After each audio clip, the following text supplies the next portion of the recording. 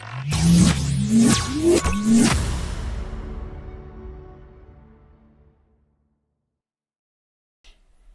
and welcome back to Order Flow Mastery. This is Order Flow Tools 106 Cumulative Volume Delta, a very powerful indicator that takes something similar to what we've seen in the previous indicator with the order flow values and basically plots it on a chart, which is even easier to understand and gives us a different perspective around delta and around market pressure.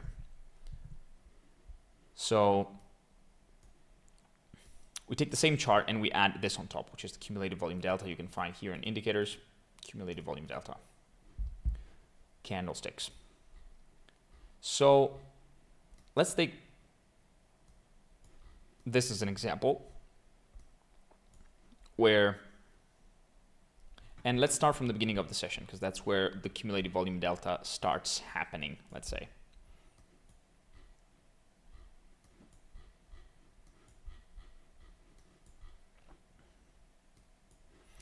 So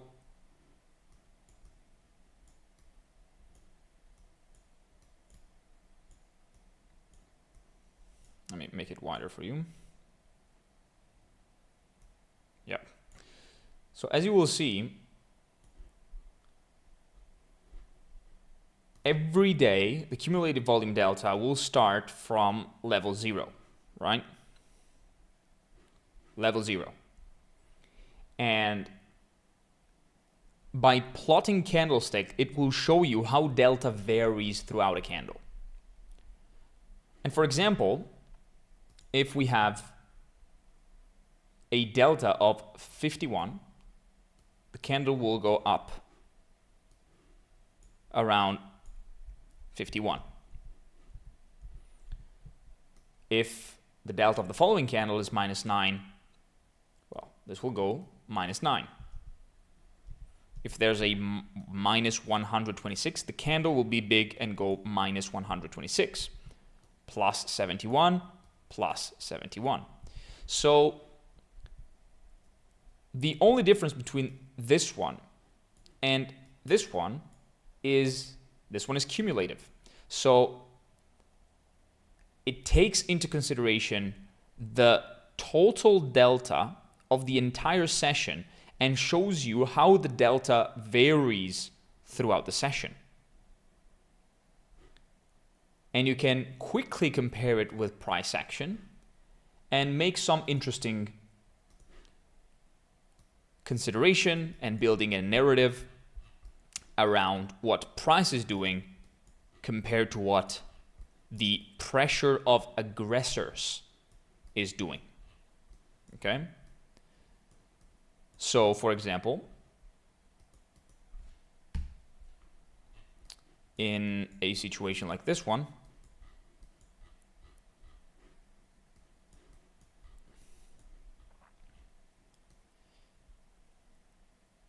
you could notice, for example, that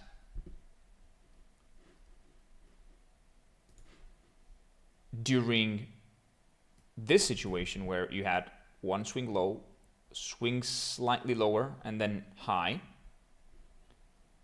what did you have from the volume delta? Well, let's see.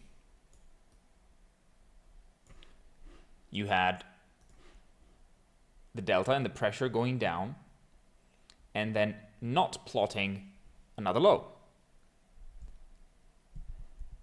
So whenever you see that in this leg, price went down, and in this leg, price went down, but the delta didn't, it clearly shows us that there was more effort on this leg that caused price to drop.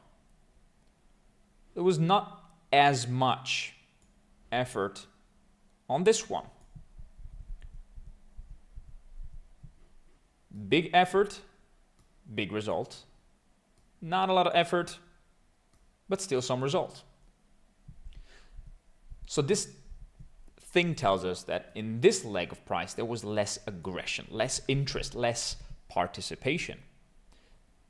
In fact, that's what a lot of order flow traders calls this, a lack of participation pattern.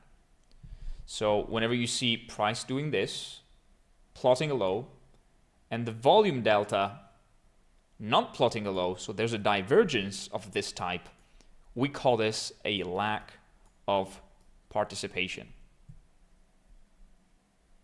Because during the second leg of price, the aggressive sellers that caused the movement are not that present. Typically.